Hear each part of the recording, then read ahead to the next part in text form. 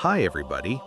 In the very center of Africa lies a land few ever speak of, Chad, a nation that rarely appears in headlines, almost invisible to the modern world.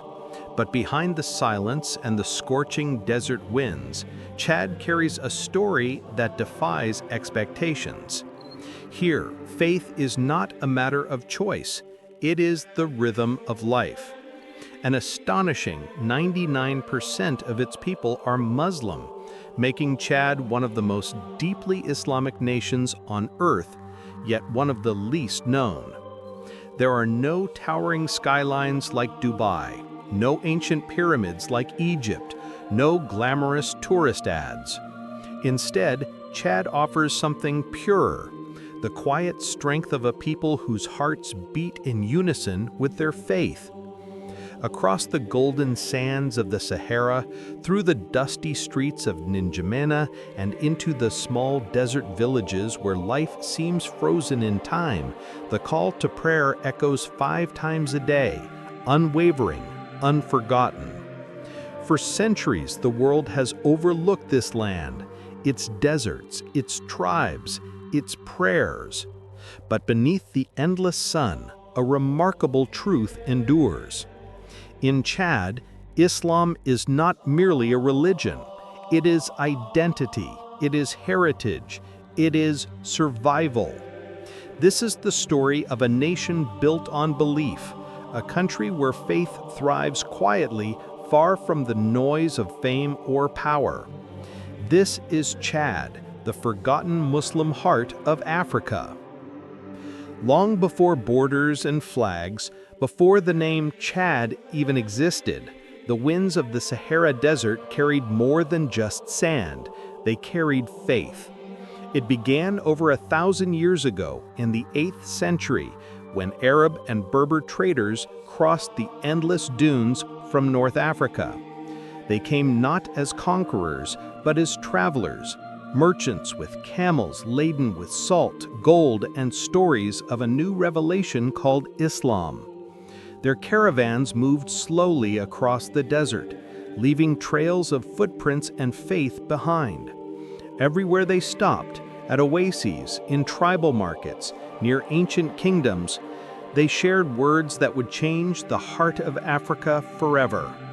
There is no God but Allah, and Muhammad is his messenger. The message found its way into the mighty Kanem-Bornu Empire, a powerful kingdom that ruled the region for centuries. Its kings and scholars embraced Islam, and soon mosques began to rise beside royal palaces. Arabic script appeared in trade documents, poetry, and the first Quranic schools. But Islam's journey in Chad was never forced. It was woven gently into daily life, carried through trade, teaching, and marriage. Faith traveled the same paths as water and wind until every tribe and village knew the sound of the adhan, the Muslim call to prayer. By the time European explorers set foot on this land many centuries later, they did not find pagan tribes or untouched wilderness. They found a civilization built on faith, united by the words of the Qur'an, standing proud under the relentless African sun. From the sands of Libya to the shores of Lake Chad, the light of Islam had already crossed the desert and taken root in the hearts of its people. The sun over Chad is merciless. By midday, the air shimmers with heat, and the horizon melts into gold and dust. Life here is not easy, yet somehow, amidst the dryness and hardship, faith blooms stronger than ever. In the capital city, N'Djamena, the call to prayer echoes over the rooftops, a familiar melody that cuts through the hum of traffic and the cries of market vendors. Men leave their shops, women pause their work, and for a few sacred minutes, the entire city turns toward Mecca. Far from the city, in villages made of clay and straw, children sit beneath the shade of acacia trees. They hold wooden boards covered with verses of the Qur'an, carefully written in hand in black ink. Their voices rise together, soft, rhythmic, and pure, as they recite the words of God. These humble Quranic schools, known as madrasas, are the heart of Chad's Islamic education, where teachers pass down not only knowledge, but discipline, humility, and faith. In Chad, Islam isn't confined to the walls of a mosque. It lives in every gesture, in greetings, in hospitality, in the way people share food, even when there's barely enough for themselves. It guides how people dress, marry, and resolve disputes. It shapes the rhythm of daily life, from dawn's first light to the silence of night. Most Chadian Muslims follow the Maliki school of thought, the same tradition found across North and West Africa, a path that emphasizes community, justice, and compassion. Despite poverty, despite political struggles, the people's connection to their faith remains unshakable. Here, in one of the harshest landscapes on earth, Islam is not just practiced, it is lived. It is the thread that binds an entire nation together through heat, dust, and time. In Chad, Islam did not erase the old ways, it embraced them. Over centuries, the faith merged beautifully with local African customs, creating a culture unlike anywhere else on earth. When the moon of Rabi al-Awwal rises, marking the birth of the Prophet Muhammad sallallahu alaihi wasallam, entire villages come alive. Drums beat softly in the night, and men gather in circles, reciting poetry and praises for the Prophet. Women prepare sweet tea and dishes of spiced millet, while children dance in joy under strings of lanterns.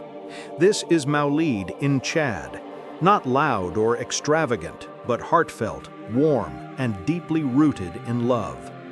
Across the country, marabouts, wise spiritual teachers, play an important role in the lives of the people. They are not just scholars of religion, but also guardians of morality, peacekeepers in disputes, and healers of the heart. Villagers often visit them for blessings, advice, or to learn the meanings of dreams. Their presence reflects a spiritual bond that blends Islam's deep reverence for knowledge with Africa's ancient respect for wisdom. Even traditional clothing carries the marks of this harmony. Men wear long, flowing robes called bubus, while women wrap themselves in colorful fabrics, modest yet vibrant, a symbol of faith wrapped in African identity. From weddings to funerals, from the rhythm of the drum to the echo of the adhan, Islam in Chad breathes through the language of culture.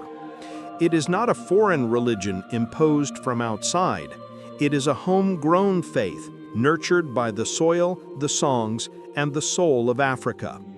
Here, Islam doesn't silence tradition, it sanctifies it. In every color, every song, and every smile, the spirit of faith lives on. The world rarely speaks of Chad. News cameras seldom come here. There are no glittering cities, no grand showcases of wealth, only endless horizons of sand, wind, and faith. And yet, in this forgotten land, Islam breathes with quiet strength. 5 times a day, across deserts and villages, voices rise in unison, Allahu Akbar. It's a sound that defies time and poverty, echoing through the same dunes that carried Islam here more than 1,000 years ago. Life in Chad is not easy. The people face drought, political unrest, and the constant struggle for survival. Many live with little, yet they live with dignity, guided by faith that never fades. Where the world sees hardship, they see sabr, patience. Where the world sees isolation, they see tawakkul, trust in God's plan. In small communities, neighbors share what they have, even when it's almost nothing. Imams lead prayers under open skies. children memorize the Qur'an by candlelight. There is no need for grandeur, because here, faith itself is the miracle.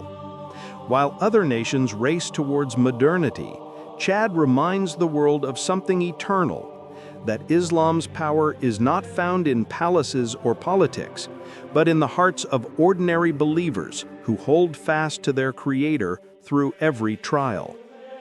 Beneath the vast African sky, far from the noise of the world, the people of Chad whisper their prayers, and the desert listens, forgotten by many, but never forgotten by God. This is Chad, a land of heat, hardship, and unshakable faith.